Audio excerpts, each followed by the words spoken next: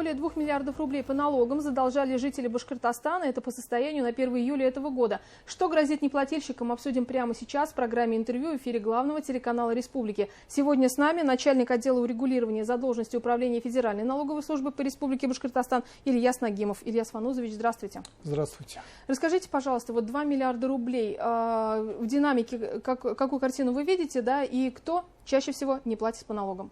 У нас традиционно задолженность образуется по состоянию на 1 декабря каждого года, потому что заканчивается отчетный период.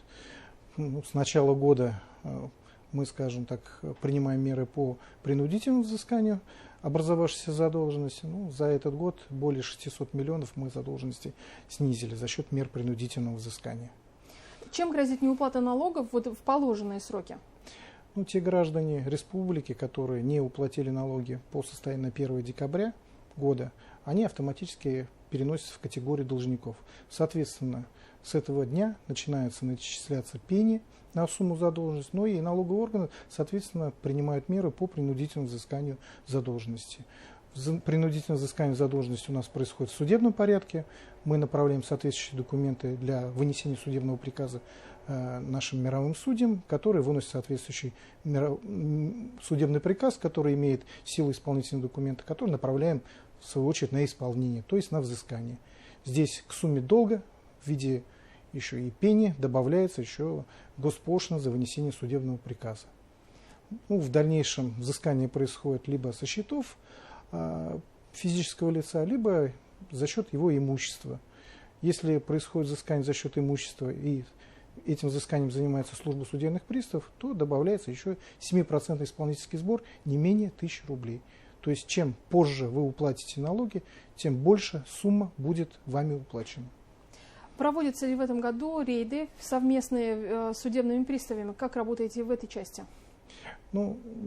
Скажем так, несмотря на те ограничения, которые были вызваны коронавирусом, все-таки по месту нахождения транспортных средств до должников проводили соответствующие рейды, в ходе которых имущество должников в виде транспортных средств, оно либо опечатывалось и оставлялось на ответ хранения, либо, соответственно, эвакуировалось для дальнейшей, может быть, реализации и погашения долгов.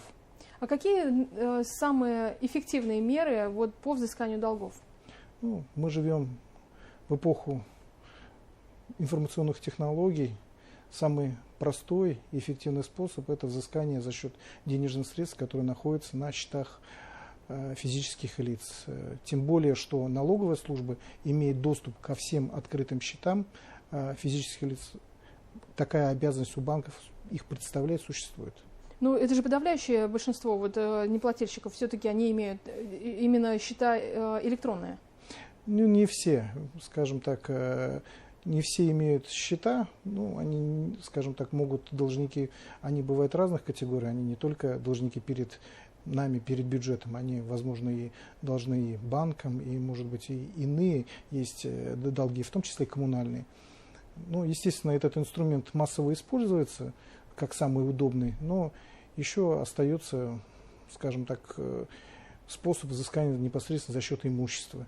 Есть определенные способы заставить должника уплатить, это ограничение выезда за пределы Российской Федерации. Ильяс Иванович, как вы сотрудничаете с работодателями? Если есть сотрудник, у которого есть долг перед бюджетом, то каким образом идет это трехстороннее взаимодействие, скажем так? Мы отслеживаем должников непосредственно, которые, скажем так, заняты на определенных организациях. Мы соответствующие списки им направляем. Почему? Потому что у налоговых органов, и любого взыскателя существует возможность взыскать непосредственно с заработной платы. Потому что следующим этапом будет непосредственно взыскание с зарплаты. И, соответственно, здесь в данном случае все-таки какие-то репутационные потери у граждан, которые допускают наличие задолженности по налогам. Это свои отношения с работодателями. Мы знаем, что сейчас лето, период отпусков, и многих не выпускают практически на отдых, если у них есть долги, в том числе и по налогам. Какую картину видите вы здесь, и получается, человек не смог выехать, да, насколько часто оплачивают они вот эти долги после таких инцидентов? Ну, надо сказать о том, что такой инструмент, как ограничение выезда за пределы Российской Федерации, он, во-первых, принимается часто, во-вторых, он принимается в отношении долгов свыше 10 тысяч на протяжении 3 месяцев, либо свыше 30 тысяч единоразово. И надо понимать то, что даже уплата долга непосредственно в аэропорту во время вылета, она не позволяет гражданину непосредственно вылететь за пределы Российской Федерации, потому что само ограничение на выезд за пределы Российской Федерации, оно требует определенного времени на то, чтобы его снять. Поэтому всегда рекомендуем, первое, это не иметь долгов, второе, проверять наличие исполнительных производств в отношении себя, в том числе и на сайте службы судебных приставов, с тем, чтобы оперативно отреагировать на возникшие проблемы, скажем так, и их, соответственно, урегулировать. А столкнувшись с такими сложностями, вот жители Башкортостана, как вы видите, они чаще всего оплачивают?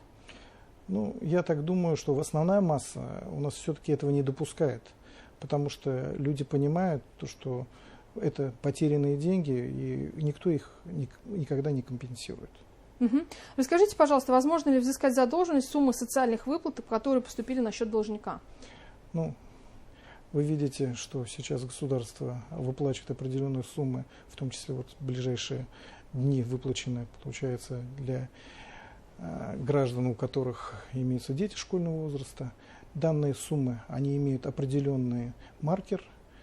Эти суммы, скажем так, они социальные выплаты адресные, их взыскать невозможно. Но это и правильно. Но надо понимать то, что в последующем, если эта сумма будет переведена на иной счет, то соответствующий маркер уже фактически будет снят, и в отношении них общепризнанные условия применяются, то есть они могут быть списаны в уплату долгов как налоговой, так и иных. Поэтому лучше, опять-таки, мы возвращаемся вот к моменту, что нужно оплачивать вовремя. Повлияла ли пандемия на вообще все вот статистические данные? Ну, знаете, в принципе, мы видим, что сейчас у нас, по крайней мере, мне так кажется, что экономика восстанавливается. Того уровня проблем, которые были в прошлом году, уже нету, потому что налоговая служба тоже активно участвует в жизни общества. К нам тоже обращаются плательщики, у которых возникли проблемы. Где мы можем, естественно, мы им помогаем. Но, каким образом? Есть различные способы у нас с помощью, скажем так, очень крупные плательщики обращаются за отсрочкой исполнения платежей. Мы, соответственно, в прошлом году у нас имелось соответствующее постановление правительства 409, которое с определенной категорией должников работали, то есть им переносили сроки уплаты. Даже в прошлом году за второй квартал индивидуальным предпринимателям, так как они не вели предпринимательской деятельности, те взносы, которые были положены, они были stornированы. Также начисленные суммы налогов индивидуальных предпринимателей были разбиты на 12 месяцев равными долями, чтобы снизить ту налоговую нагрузку, которая у них возникла, и которую они не могли осилить в связи с тем, что была пандемия, и фактически они не осуществляли свою предпринимательскую деятельность. Могут ли физлицы получить отсрочку, если да, то на каких условиях? Есть такой у нас порядок уплаты налогов и предоставления отсрочки, он установлен налоговым кодексом. Там есть определенные критерии, в каких случаях налогоплательщик может обратиться за отсрочкой. В принципе, если изучить, если вы подходите по этим критериям, в принципе, возможно получить.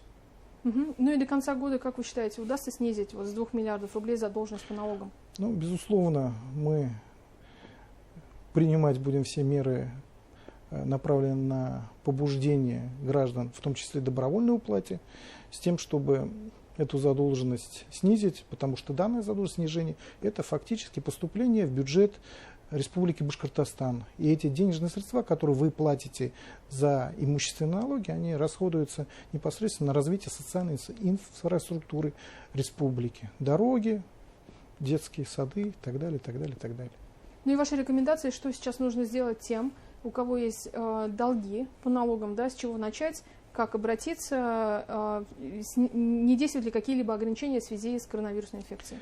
Ну, самое эффективное, наверное, это, во-первых, отслеживать свои финансовые, скажем так, проблемы, которые надвигаются на вас, ну, в виде того, что какие начисления вас ждут.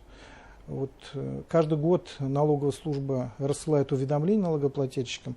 Ну, в основном они идут у нас в электронном виде, ну и направляются также на бумажные носители. Для того, чтобы владеть ситуацией с будущими начислениями, с текущей ситуацией, самый простой способ – это установить мобильное приложение на Android «Налоги физлиц», где вы можете видеть непосредственно те начисления, уплата которых предстоит 1 декабря. В том случае, если вы не согласны, вы можете соответствующую ремарку сделать. Ну и есть другие способы, старые, обратиться в налоговую инспекцию. Также можно на сайте госуслуги увидеть свои долги, но, правда, они только после наступления срока уплаты 1 декабря. Ну и способы достаточно эффективные. Если у вас какие-то есть проблемы, вы можете обратиться к нам в налоговую службу через сайт налоговой службы. Соответствующие обращения физических лиц в соответствии с законом об обращении граждан нами оперативно рассматриваются и даются соответствующие рекомендации. Ну и, может быть, если есть какая-то проблема, соответственно, она решается. Спасибо большое, Ильяс Фанузович. Сегодня гостем программы «Интервью» в эфире главного телеканала республики был Ильяс Нагимов, начальник отдела урегулирования задолженности Управления Федеральной налоговой службы по Республике Башкортостан. И мы говорили о том, как важно платить налоги. Не переключайтесь, оставайтесь вместе с нами.